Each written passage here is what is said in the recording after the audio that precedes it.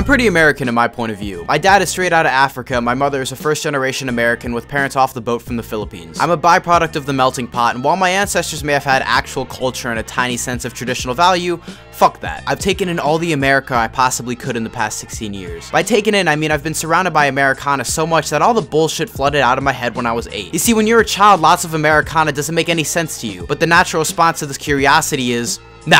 I always thought child beauty pageants were uncomfortable and weirdly sexual for a child beauty pageant, an American tradition. I never got why our Independence Day was an occasion to get fucking annihilated, or pretty much any American holiday, and I certainly still don't understand why Americans treat actors and singers like our nation's be-all end-all role models. I spent a week before spring break started in the made-in-China version of Europe, Canada. I went to Montreal with other students to study urban sustainability and the environment. Oh, wait, you don't give a shit. In those 7 days, I tried to act as American as possible in public places like the subway to attract attention and feel some sense of self-worth. It's common knowledge that locals don't take a liking to American tourists. There was a little triangular dent in the ceiling of the subway that, for some sciencey reason that I won't ever comprehend, amplified really loudly if you stepped directly beneath it. So in order to assert our American dominance, we pushed benches next to it and repeatedly jumped off of it as loud as possible onto that little spot, leaving a satisfying boom with every landing, resulting in hundreds of people in the subway getting mildly disturbed for a few seconds. In another charming encounter, I saw 3 random 40-something jabronis standing in the middle of the subway with anti-Obama idiocracy and a cute little Hitler stash drawn on their poster. That's right, fucking Canadians are trying to impeach a president that only affects them indirectly,